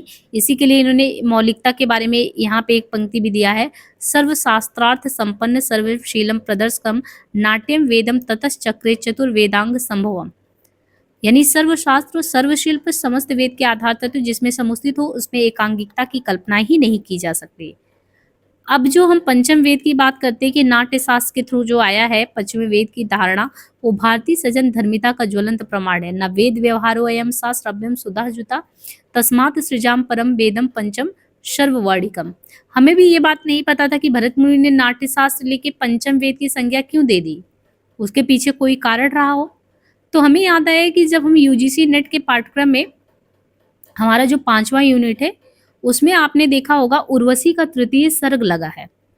और उर्वशी तृतीय सर्ग भी वो पढ़ने पे हमें समझ में नहीं आया, जब हमने उसको प्रसार भारती पे जाके एक उर्वशी का तृतीय सर्ग के करके एपिसोड बनाया, उसको जब हमने देखा तो देखा यहाँ पे जो कहानी कथानक लिखा है उसका लिंक उससे जुड़ता है। तो कभी कभी डायरेक्ट इनडायरेक्ट हम कुछ चीज़ों को पढ़ते हो, जब कड़ियों को जोड़ते हैं ना, तब हमें समझ में आता कि ये चीज़ें, एक होता है कि कोई भी चीज़ अगर आपने पढ़ लिया, मुझसे सुन लिया, पढ़ने सुनने के बाद उसको देख भी लिया कुछ ऐसे करके, तो वो आपके दिमाग में, और फिर कड़ियों को जोड़ने की कोशिश की, वो आपको कभी नहीं भूल सकता। अब यहाँ पे देखिए, हमें भी ये लगा कि पंचम वेद क्यों कहा गया, 4 वेद तो ऑलरेडी थे, ये पंचम वेद जो है नाट्य शास्त्र को क्यों कह दिया, क्या इसमें अद्भुत हो गया। तो इसके पीछे का कथानक यहीं पे है। वैदिक दृष्टि सृष्टि को अविनश्वर मानती तथा काव्य को भी उसी प्रकार अक्षर से जोड़ती है। तो यहाँ पे संस्कृत में शब्द महत्वपूर्ण था पर भाषा में आखर महत्वपूर्ण। यहाँ पे प्रयाग के उर्वशी पुलिन की स्मृति दिलाते कालिदास के विक्रमोर्वशीयम नाटक से ये पता चलता है कि इंद्र की सभा में, अब आप देखिए उर्वशी का वो कथानक प्रसार भारती पे उसको देखिएगा तो आपको पता चलेगा कि आपने सुना होगा उर्वशी के बारे में, जो राजा पुरुरवा के प्रेम पास में बच जाती है और स्वर्गलोक की कन्या आके जो है एक तरीके से धरती पे रह के वो जीवन जीना चाहती है, लेकिन उसको श्राप मिला होता है क्योंकि जब वो वहां पे नृत्य कर रही होती है, यानी जब इंद्र की सभा में सरस्वती के बहुत सारे नाटकों का मंचन किया जाता है, तो बहुत दिन से जो है भरत मुनि जो है, हाँ वहां पे भरत मुनि ही होते हैं, जो स्वर्ग की अप्सरा जो उर्वशी होती है उसको जिस दिन विष्णु जी और लक्ष्मी जी का कुछ ऐसे विवाह का कोई दृश्य याद करना होता, तो ऐसा कोई वो मंचन करते हैं और अपने भरत मुनि कहते हैं मेरे जीवन काल का सबसे अच्छा मंचन होगा। तो वो पूरी तन्मयता से जो है किनको, स्वर्ग की अप्सरा जो है उर्वशी को सिखाते हैं। लेकिन उर्वशी क्योंकि जब धरती पे आई थी तो ये जो है पूरी तरीके से इनके प्रेम में, पुरुरवा के प्रेम में डूब गई थी। अब ना चाहते हुए भी उसको स्वर्ग बुला लिया गया था और वो अपने बच्चे से और अपने पति के विछोह को सह नहीं पा रही थी, उसका ध्यान बार बार यहीं पे लग रहा था। अब इनका इंद्र की सभा में सभी लोग बैठ गए, उर्वशी ने नृत्य शुरू कर दिया और जब वो गायन चल रहा होता है, उर्वशी को नृत्य करना होता है, तो उसके मुंह से निकलना चाहिए था पुरुषोत्तम, लेकिन पुरुषोत्तम ना निकल के वहां पे उसकी जगह पे निकल गया पुररवा। बस उसका पुररवा कह देना, उसे स्वर्ग से पृथ्वी पर भेज देना, यानी उसकी सारी शक्तियों को ले लिया जाता है। अब वो एक सामान्य मानव के रूप में आ जाती है। तो एक तो इसके बारे में ये कथानक प्रसिद्ध है कि प्रयाग में आके फिर सरस्वती कदाचित इसी कारण विलुप्त हो गई हो, जैसे उसको पृथ्वी पर भेज दिया गया हो। ऐसी ही शैव परंपरा में त्रिपुर दाह तक की कहानी कुछ ऐसे ही है। और इनके अलावा एक कथानक और भी है नाट्यशास्त्र के बारे में, अभी आगे देखने को मिलेगा वो, कि जो है पंचम वेद के बारे में नाट्यशास्त्र में जो कहा गया है कि क्यों जो है उसको पंचम वेद कहा गया। हमारे पास तो ऑलरेडी 4 वेद थे, ये पंचम वेद क्यों हुआ। आगे ये कहते हैं कि कवि और काव्य के विषय में जितना गहन चिंतन भारतीय साहित्य में मिलता वो विश्वव्यापी कहीं नहीं मिलता। हाँ ये तो बात सही है, अभी तक मुझे भी ये कठिनाई का स्तर लगता था कि समझ से परे है, लेकिन जैसे जैसे हम काव्यशास्त्र पढ़ रहे हैं रुचि के साथ, तो मुझे लग रहा है कि नहीं ये तो बहुत ही चीजों को जानने समझने के प्रयास में हम कुछ बहुत सारी नई चीजों को जान ले रहे हैं। तो हमारे यहाँ पे तात्विक जिज्ञासा भारतीय मानस की उद्वेजनशीलता से साक्षात्कार कराती है और भारतीय काव्यशास्त्र जो है आधुनिक चिंतन उसे बल देता है, विरत नहीं। पोएट्स एंड पेंटर्स के अनुशीलन से मैंने ये अनुभव किया कि चित्रकला और कविता के साहचर्य की जितनी उत्कटता मेरे भीतर रही उतना पाश्चात्य देशों में भी रही। कला और कविता नामक समकालीन कला का सदा प्रकाशित अंश भी इसी का प्रमाण है। अब इन्होंने कहा कि यहाँ पे प्रज्ञानोन्मेष शालिनी प्रतिभा मता, जब हम आपको काव्य हेतु पढ़ा रहे थे तो किसका ये मत था कि प्रतिभा, प्रज्ञानोन्मेष शालिनी प्रतिभा मता, कौन कौन से ऐसे रचनाकार या भारतीय काव्य शास्त्रीय आचार्य रहे हैं जिन्होंने प्रतिभा को केंद्र बिंदु माना है। आप इसको कमेंट में पिन करिएगा। अगर काव्य हेतु वाला वीडियो आपने अच्छे से सुना होगा तो आप बता पाएंगे ये किसका है। और वैसे भी यहीं पे दे दिया है प्रज्ञानोन्मेष शालिनी प्रतिभा मता कहकर भट्टोत, लेकिन आपको ये बताना है किसने प्रतिभा को जो है सबसे ज्यादा जो है प्रतिभा को माना है कि होना चाहिए, प्रतिभा जो है बीजम रूप में होता है। तो कहते हैं कि अभिनव गुप्त ने ध्वन्यालोचन में प्रतिभा अपूर्व निर्माण क्षमा प्रज्ञा द्वारा लक्षित किया, यानी जो प्रज्ञानोन्मेष शालिनी भट्टोत ने कहा वही चीज अभिनव गुप्त ने ध्वन्यालोचन में प्रतिभा के बारे में कहा था। और भारतीय दृष्टि ने कल्पना से प्रतिभा को अधिक तात्विक महत्व दिया। हमारे यहाँ पे प्रतिभा से ज्यादा कल्पना को महत्व दिया गया है। छंद और लय के संदर्भ में भी नवचिंतन जरूरी है, क्योंकि इस क्षेत्र में भी उहापोह चल रहा है। छंदहीनो न शब्दोस्ती के रूप में नाट्यशास्त्र का ये कहना है कि लय की धारणा को व्यापक बना देता है ये, क्योंकि लयात्मकता केवल शब्द तक सीमित नहीं होता, उसका विस्तार अर्थ लय की संभावना को भी साकार करता है। तो यदक्षर परिणाम तत्छदम कात्यायन की ये मान्यता भी है कि लय विषयक नए विचार का सूत्रपात करती है। क्रियांतन विश्रांति लय के रूप में लय को पहचाना संगीत के क्षेत्र की बात है, जिससे काव्य कभी विमुख नहीं रहा। वाग देवी की मूर्ति ही बीड़ा पुस्तक धारणी के रूप में इसलिए परिकल्पित की गई है, शायद ही किसी अन्य देश में ऐसी धारणा प्रचलित हो, मतलब कि अपने यहाँ पे जैसे मातृभाव एक बीड़ा के प्रति है हमारे अंदर, तो संगीत को हम माँ के तुल्य भी दर्जा दे रहे हैं। अपने यहाँ तो हम जो है अपने नदियों को माँ तुल्य दर्जा देते हैं, तो वही चीज है। कवि और अजीर नचावही बानी, ये कहकर मानसकार तुलसी जी ने तो वाग्देवी के नृत्य की भी कल्पना कर डाली है। सहृदय शब्द भारतीय तत्व चिंतन का मूलाधार रहा है, इसमें कोई बात नहीं। कोई भी हृदयहीन व्यक्ति को साहित्य पकड़ा दो, वो कल्पना भी नहीं कर सकता कि उसमें क्या लिखा है। और बाकी रही बिंब, मिथक, प्रतीक और अभिव्यक्ति के अन्य साधन, तो वो सभी आप जैसे कालिदास ने जीवन को परिभाषित करते हुए एक अद्भुत बात कहा था। उन्होंने कहा, विकृति जीवन मुच्यते। विकृति शब्द यहाँ वैज्ञानिक देता, अन्यथा जीवन का कोई विकृति नहीं मानेगा। आधुनिक विज्ञान जो है वो विश्लेषण परक है, किंतु काव्य तो मूलतः संश्लेषण परक है। इसलिए दोनों को संतुलित बनाए रखना कठिन कार्य। एक तत्वज्ञ ही समाधान खोज बीन कर सकता है। तो भारतीय काव्य शास्त्र एक तत्वज्ञ की सारणी बनाकर उपजा, जिसमें आत्म मंथन की पूरी भूमिका है। ऋषि दृष्टि ही भारतीय काव्य दृष्टि है। देखिए, ऋषि की जो दृष्टि होती है ना, उनकी ज्ञान चक्षु, वही समझिए भारतीयों की काव्य दृष्टि। ये तो हमने जब आपको भगीरथ मिश्र जी की भूमिका को पढ़ाया था, तब भी ये पंक्ति आया था। सोचिए कितना इंपॉर्टेंट पंक्ति है। ऋषि दृष्टि ही भारतीय काव्य की दृष्टि, बहुत इंपॉर्टेंट पंक्ति है। ऋषि दृष्टि ही भारतीय काव्य दृष्टि है। विकारे तो सती विक्रियन्ते एषाम च चेतासिता योम धरानी। नायक की जो धारणा भारतीय काव्य शास्त्र एवं नाट्य शास्त्र ने व्यक्त की है, उसमें धीरता सबसे ऊपर होता है। तो काव्य शास्त्र विधा में जब हम नाटक के बारे में, नायकत्व के बारे में, तो धीरत्व भाव होना चाहिए। और कहते भी है ना कि ये चीज आप राम की शक्ति पूजा वगैरह में देखो, राम जी की कल्पना में धीर ही नहीं, धीर प्रशांत धीरोदात्त कहा गया है। कुछ पाने के लिए बहुत ही धीरता चाहिए। तो इन्होंने जो है जगदीश गुप्त ने जो है ये लिखा है इनके बारे में, निशा अग्रवाल जी जो इन्होंने पुस्तक का वो करवाया है अपना। और बाकी इसके अनुक्रम में देखिए, पहले खंड में आपको संस्कृत काव्य शास्त्रीय चर्चा के आरंभ और विकास में काल विभाजन, प्रारंभिक काल, रचनात्मक काल, निर्णयात्मक काल, व्याख्या काल, इस तरीके से इन्होंने संस्कृत काव्य शास्त्र को बांटा है। और काव्य शास्त्र के विविध स्रोत में इन्होंने वेद आश्रित, पुराण आश्रित, व्याकरण आश्रित, दर्शन आश्रित। तो मुझे लगा था कि कुछ चीजें यहाँ पे ऐसी चीजें बताई गई हैं जो मतलब कि आपको और सहज बनाएगी काव्य शास्त्र को पढ़ने में। इसलिए हमने सोचा कि सामान्य परिचय के तहत एक वीडियो और बना लिया जाए। अब यहाँ पे जो दूसरा खंड है, इसमें नाट्य शास्त्र की रूपरेखा के बारे में, जो हमने कहा था आपको कथा बताएंगे नाट्य शास्त्र के पीछे का क्या है। बाकी भाव रस, रस निष्पत्ति है। इनके अलावा जो है तृतीय खंड में काव्य लक्षण और काव्य के स्वरूप हुए, ध्वनि की परिभाषा, शब्द शक्ति विवेचन, वक्रोक्ति सिद्धांत और छंद के बारे में चतुर्थ खंड में बात करेंगे। और पंचम खंड जो हमने कहा बहुत ही इंपॉर्टेंट खंड होगा, लेकिन ये सेशन जो है आपको काव्य शास्त्र के लास्ट उसमें मिलेगा, जब हम भारतीय काव्य शास्त्र पाश्चात्य खत्म कर लेंगे, और उसमें आपको साथ देना पड़ेगा, पूरे काव्य शास्त्र का बढ़िया से अध्ययन करेंगे। यहाँ पे देखिए, इन्होंने कहा संस्कृत काव्य शास्त्रीय चर्चा का आरंभ और विकास। तो हम एक काम करते हैं, इसके लिए हम एक अलग सेशन ले लेंगे, क्योंकि इसमें बहुत इंपॉर्टेंट फैक्ट है।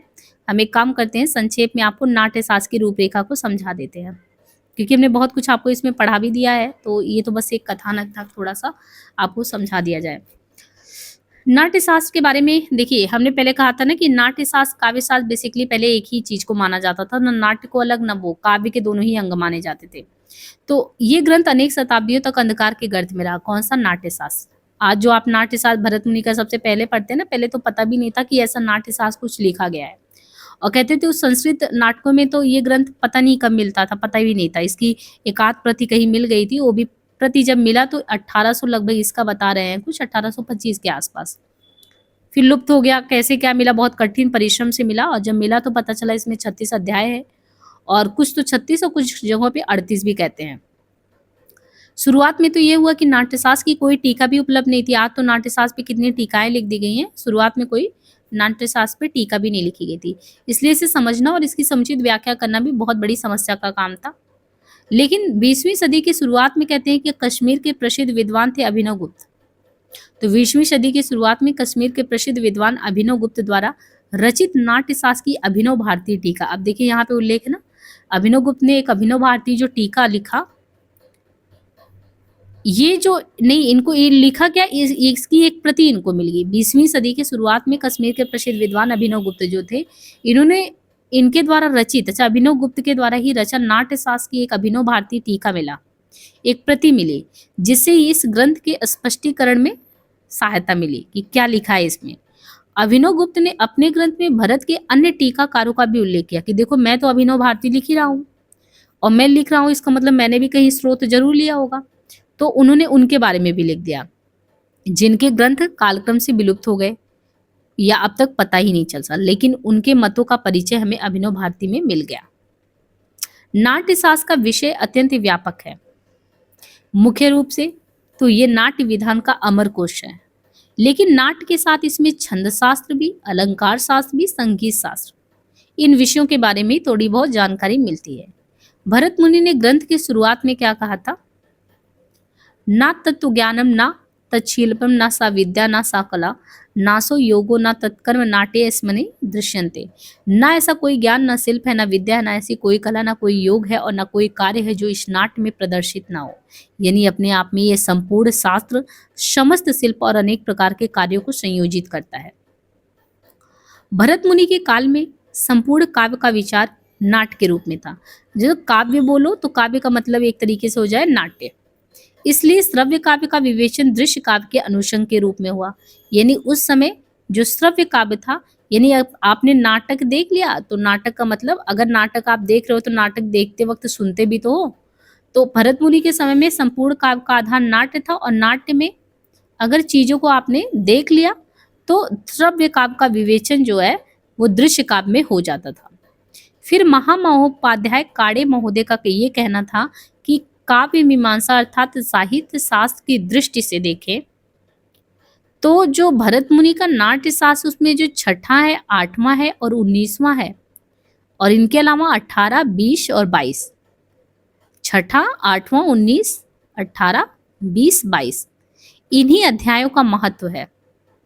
छठे अध्याय में आपको भाव मिल जाएगा, सातवें में रस मिल जाएगा, छठे में अध्याय में भाव, आठवें में, सतवें में, यहाँ पे बड़ा कंफ्यूजन हो जाता है हिंदी गिनती में, लेकिन ये है सातवां। सातवें आपको भाव मिल जाएगा, छठे में भाव, सतवें में रस, 16वें में 4 अलंकार और 10 गुण, 10 दोष और 36 लक्षण। और इसी तरीके से आप देखिए 18वें में नाटक के 10 भेदों का विवरण मिल जाएगा, 18वें में 10 नाटकों की जानकारी, और जो 20वां है उसमें भारती, सातवती, आर्भटी और कौशिकी। अब तक आप इन वृत्तियों के नाम बस सुने रहे होंगे, लेकिन जो है 20वें में आपको भारती, सातवती, आर्भटी और कौशिकी जो वृत्तियां हैं उनका वर्णन आपको 20वें अध्याय में मिलेगा। और जब 22वां पढ़ेंगे तो 22वें में प्रेम की 10 अवस्थाएं जो होती हैं और नायिकाओं के भेदों का वर्णन मिलेगा। इनके अलावा 21वां अध्याय पढ़ेंगे तो नाट्य सिद्धि अर्थात प्रयोग की सफलता कैसे निर्धारित हो नाटक की, वो मिलेगा। इसके अलावा 28 और 35 अध्याय तक नाट्य के संगीत मिलेंगे। तो क्या क्या पढ़ना, क्या क्या नहीं पढ़ना 36 अध्याय में वो इस यहाँ पे बताया गया।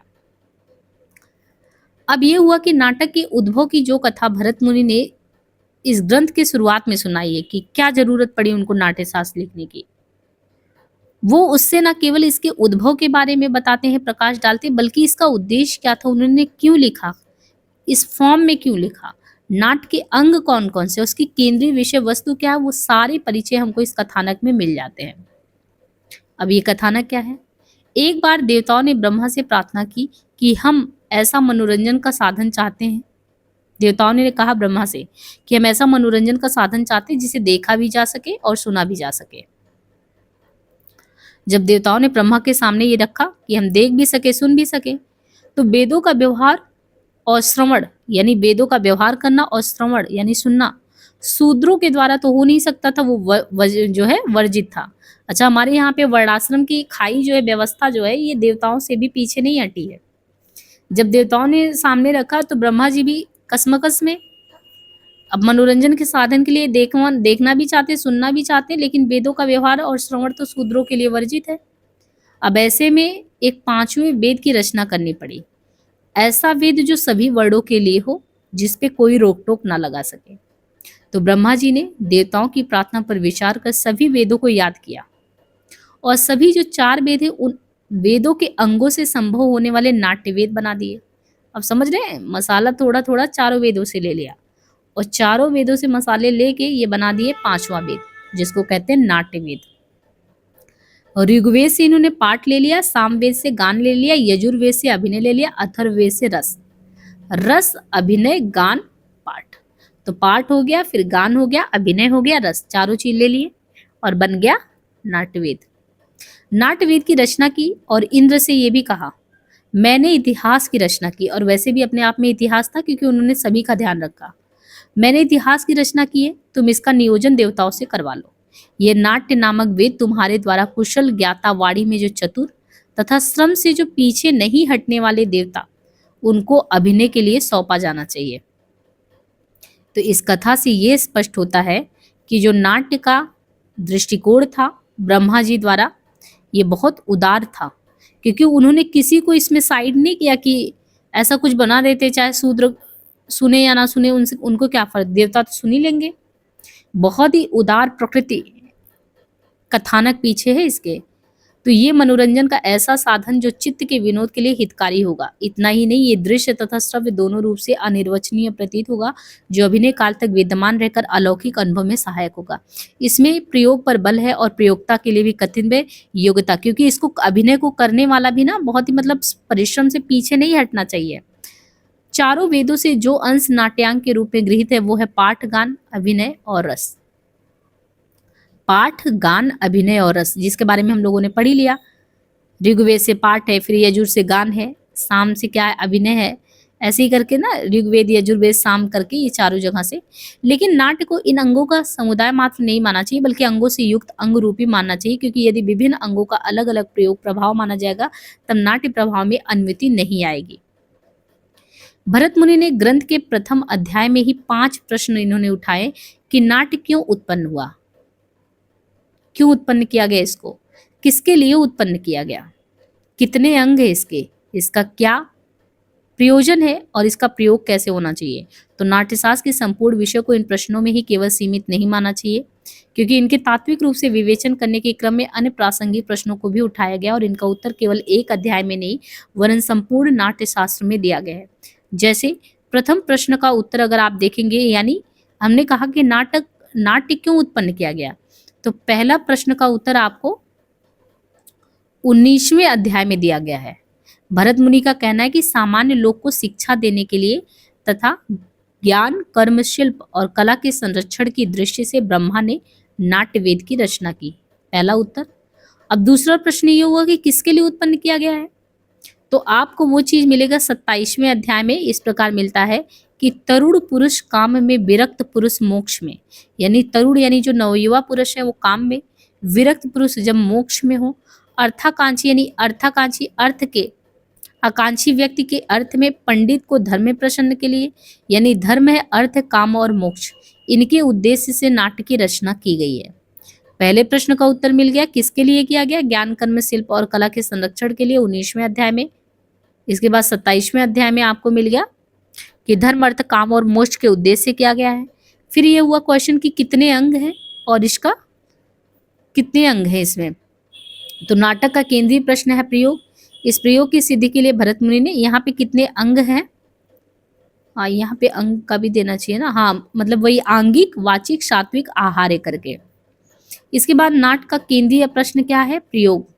तो इस प्रयोग की सिद्धि के लिए भरत मुनि ने नाट्य मंडप की रचना से लेकर रस, भाव, अभिनय, धर्मी वृत्ति, प्रवृत्ति, स्वर, संगीत, नृत्य आदि सब विषयों का समावेश किया है। यद्यपि भरत ये प्रतिपादित करते कि नाट्य के सब अंगों का प्रवेशन अंततः रस में ही होता है, यानी अंत में सब रस में ही विलीन हो जाते हैं, ये खुद भरत जी मानते हैं। तथापि उनका मुख्य विषय रस की व्याख्या न होकर नाट्य अभिनय की व्याख्या है। प्रयोग या अभिनय की केंद्रीयता का संकेत भी इससे मिलता है कि पाठ, जिसे उन्होंने नाट्यांग के रूप में ऋग्वेद से गृहीत माना है, व्यक्त वाणी ही और वाणी का अभिनय ही प्रधान होना माना है। वैसे तो वाचिक अभिनय 4 अभिनयों में एक ही माना गया है, लेकिन यहाँ प्रधानता के कारण उसे स्वतंत्र स्थान दिया गया है।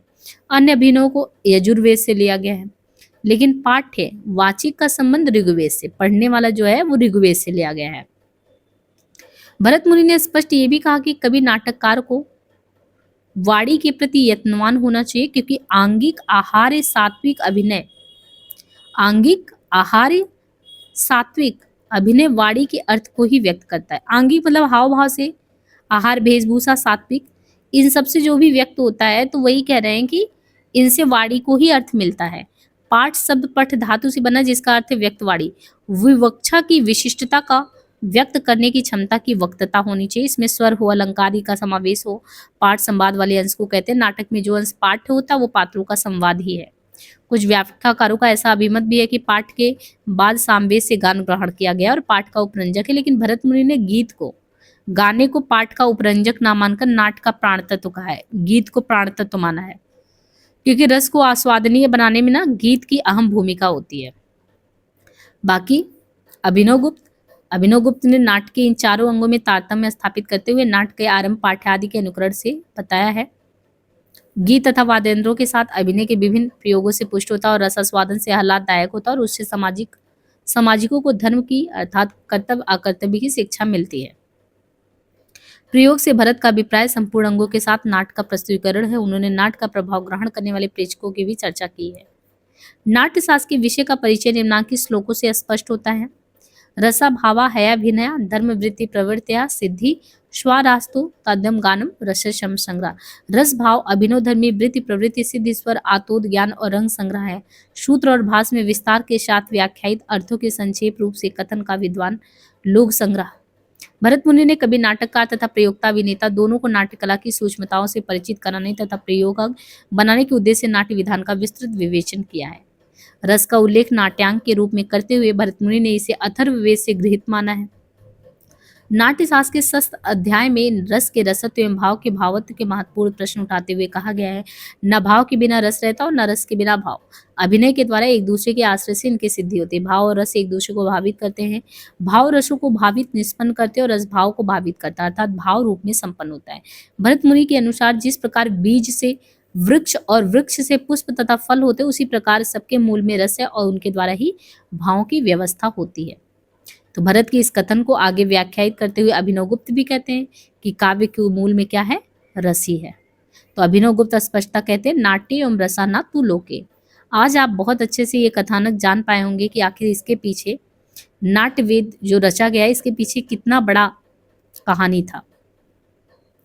बाकी यहाँ पे और भी चीजें बोली गई है कि रस से उनका तात्पर्य है आस्वादता से। आस्वादता से मतलब जैसे नाना भांति के हमारे सामने व्यंजन हो तो संस्कृत अन्न का आस्वादन कर समझस अच्छा खुशी मिलता है, उसी प्रकार अनेक प्रकार के भाव और अभिनय जब हम व्यक्त करते हैं, स्थायी भाव सहृदय प्रेक्षक आस्वाद करता है, आनंदित हो उठता है। वस्तुतः रस प्रतीति का क्षेत्र नाट्य ही नहीं लोक है। लोक में जिसे कारण कार्य कहते हैं, नाट्य में उसे विभाव अनुभाव जो अलौकिक है। भरत द्वारा वर्णित भाव नाट्याश्रित भाव है, जो विभाव नुभाव से संयुक्त होकर अभिनीत होकर समरस प्रेक्षक को भी भावित करता है। विभाव अनुभाव व्यभिचारी संयोग दृश्य निष्पत्ति, अर्थात विभाव अनुभाव व्यभिचारी भाव के संयोग से रस की निष्पत्ति होती है। इस सूत्र में अस्थायी भाव का उल्लेख नहीं है, लेकिन भरत मुनि ने स्पष्ट कहा है कि अस्थायी भाव ही रसत्व को प्राप्त होता है, अर्थात इन विभावादि को संयोग अस्थायी भाव से होता है। टीकाकारों ने इस सत्र की अनेक प्रकार से व्याख्या की है। अब यहाँ पे इन्होंने धर्मी के बारे में क्या बताया कि अभिनय रूप साधन के द्वारा भावों तथा अवस्थाओं का जो प्रकटन होता है वो 2 प्रकार के नाट्य धर्म द्वारा होता है। नाट्य धर्म में एक लोक धर्म होता है, एक लोक धर्म होता है, एक नाट्य धर्म होता है। नाट्य में लोक स्वभाव सौंदर्य व्यापार के द्वारा अभिव्यक्ति होता तो लोक हो गया, है ना। और इसी तरीके से आगे आप देखिए कि नाट्य धर्म होता है। फिर अभिनवगुप्त लोक धर्मी को भित्ति स्थानीय तथा नाट्य धर्मी को चित्र स्थानीय कहते हैं। कौन कहता है? अभिनवगुप्त कहते हैं। जिस प्रकार चित्र को दीवार का आधार प्राप्त होता है, लेकिन दीवार चित्र तो नहीं होता, चित्र द्वारा दीवार का भी दर्शन हमको हो जाता है और वो सुंदर दिखता है। इसी प्रकार नाट्य धर्म नाट्य का प्राण है, लेकिन लोक धर्म उसका आधार है। नाट्य में नाट्य धर्म के द्वारा ही तो लोक धर्म प्रकट होता है। यानी कोई बहुत अच्छा आपने नाटक खेला और उसका विषय वस्तु कोई ऐसा मतलब बनाया कि जिसमें आपको समाज का चित्रण हो, तो नाट्य के माध्यम से आपने समाज को दिखा दिया। इसी तरीके से दीवार पे चित्र टांग दिया, तो दीवार पे जो चित्र टांगा, दीवार में जो बना वो अपने आप उसके सौंदर्य को दिखा दिया। ऐसे ये वृत्ति और प्रवृत्ति की बात करते हैं। धर्मी की बात तो हो गई, लोक धर्मी नाट्य धर्मी। वृत्ति में कौन कौन सी वृत्तियां आती हैं? भारतीय वृत्ति, सात्वती है, आर्भटी है, कौशिकी है। ये 4 प्रकार की वृत्ति होती है और जिन पर नाट्य प्रतिष्ठित, यानी जो नाट्य मंचन होता है, नाट्य का आधार होता है, उसमें वृत्ति में भारतीय, सात्वती, आर्भटी और कौशिकी 4 वृत्तियां होती हैं। और वृत्तियों को भरत मुनि ने क्या बोला है? नाट्य मात्रा, अर्थात अभिनय काव्य की जननी कहा है इसको। वृत्ति शब्द का अर्थ होता है व्यवहार या व्यापार। वृत्ति का व्यवहार या व्यापार मतलब होता है वृत्तियों का संबंध अभिनय की शैली या पद्धति से होता है। भारतीय वृत्ति जो है भरत मुनि के अनुसार वो है जो वाणी प्रधान है, पुरुषों द्वारा प्रयुक्त होती है, नारियां जिनका प्रयोग नहीं करती है, ये भारतीय वृत्ति है। भारतीय की स्थिति करुण और अद्भुत रसों से होता है। भारती की वृत्ति ऐसी आर्भटी जो होता है, आर्भटी वृत्ति उदित वृत्ति है, उद्दत वृत्ति है। इसकी स्थिति भयानक विभस और रौद्र रसों में होता आर्भटी का। आर्भटी को ही कायिक मानते हैं और इसकी तुलना में भारती को वाचिक मानते हैं। तो भारती इसकी तुलना में आर्भटी जो है कहते हैं कि कायिक माना गया और इसकी तुलना में भारती जो वाचिक है। और इसमें उद्धत वचनावली का प्रयोग करते समय वक्ता की वाचिक चेष्टाएं अपेक्षाकृत ज्यादा सक्रिय होती आर्भटिक में। इसके बाद जो सात्वती होता है, सात्वती वृत्ति का संबंध सत्व अर्थात मन से होता है। सात्वती मतलब सत्व, सत्व मतलब मन। सात्वती वृत्ति की स्थिति युद्ध तथा शौर्य संपन्न कार्यों में होती है, परंतु वे कार्य न्याय संगत वृत्तों से जुड़ा होना चाहिए युद्ध तथा शौर्य के समय। और जो कौशिकी वृत्ति है, कौशिकी मतलब कोमल, सात्वती मतलब एक तरीके से सत्व मन से जुड़ा हुआ है, और कौशिकी कोमल जिसका प्रयोग स्त्रियों द्वारा कौशिकी वृत्ति का होता है। वो प्रधानतः कौशिकी आपको श्रृंगार और हास्य में दिखता है। और प्रवृत्ति के संबंध में भरत मुनि खुद कहते हैं कि पृथ्वी के अलग अलग देशों के वेश, भाषा तथा व्यवहार की बातें जो प्रकट करे वो प्रवृत्ति है, विशेषताएं हैं।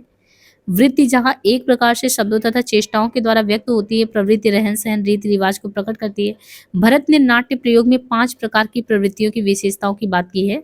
नाट्य प्रयोग में जो 5 प्रकार की प्रवृत्तियां होनी चाहिए उसमें आवंती है, दाक्षिणात्य है, पांचाली है, मध्यमा है और औड है।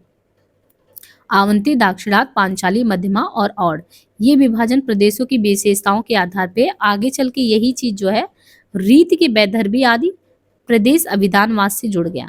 भरत मुनि ने जो वृत्तियां बताया गया और प्रवृत्तियां जो 5 इनको नाट्य की दृष्टि से बहुत इंपॉर्टेंट माना है। कहा कि जब भी नाट्य प्रयोग किया जाए तो उनमें इनका विशेष ध्यान भी रखा जाए, ये चीज इन्होंने कहा है। और समस्त जो अभिनय होता है ना वो अलग अलग सिद्धियों में होता है। भरत मुनि ने 2 सिद्धियों की चर्चा की है। ये सिद्धि है दैविकी सिद्धि और मानुषी। दैवी है समझ ही रहे हैं, और एक मानुषी भी है। वाद, गान तथा रंग का भी नाट्य शास्त्र में विशेष रूप से उल्लेख किया है। वाद्य यंत्रों में भी तंत्रीवाद और चमड़े से बने वाद्य तंत्रों का समावेश होना चाहिए। यानी बहुत ही गहराई से इन्होंने चीजों को यहाँ पे बताया हुआ है। इसके अलावा प्रवृत्तियों में अभी हमने देखा आवंती, दाक्षिणात्य, पांचाली, और नाट्य शास्त्र में रंगमंच को भी बहुत महत्व देते हैं कि भूमि निर्वाचन होना चाहिए, प्रेक्षागृह होना चाहिए, नंबा। और एक तरीके से ये भी इन्होंने कहा कि नाटक की सफलता का पूरम दारोमदार जो सूत्रधार होता है वो उस पे होता है, जो अभिनय करता है उसे रंगभूमि या रंग भी कहते हैं।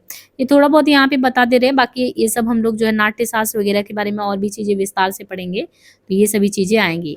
अभिनय के मुख्य अंग में हम कायिक, वाचिक, आहार, सात्विक देख ही चुके हैं, है ना।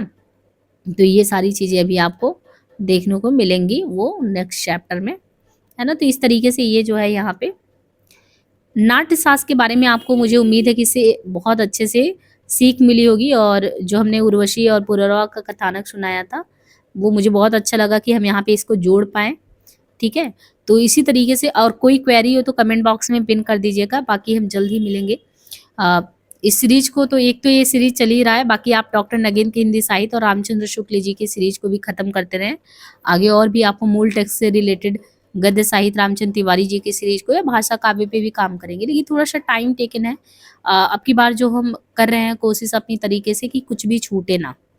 तो ये पहला प्रयास है जिसमें हम काव्यशास्त्र को लेके चल रहे हैं और वाकई में बहुत ही चैलेंजिंग टॉपिक है काव्यशास्त्र को समझाने के लिए। तो अगर आप लोगों को अच्छे से समझ में आ रहा तो कमेंट में ये जरूर पिन करें कि हाँ मैम बहुत अच्छे से समझ में आ रहा, ताकि हमारा उत्साह वर्धन हो और ये सीरीज आपका कंटिन्यूअस पाश्चात्य और भारतीय काव्यशास्त्र की तुलना तक चले, बीच में ये डोर टूटे ना।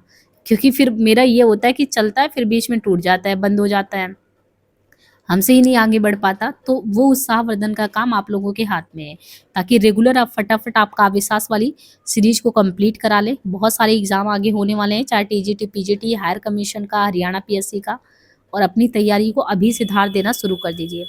चलिए मिलते हैं नेक्स्ट सेशन में। लाइक शेयर सब्सक्राइब करना ना भूलें। धन्यवाद।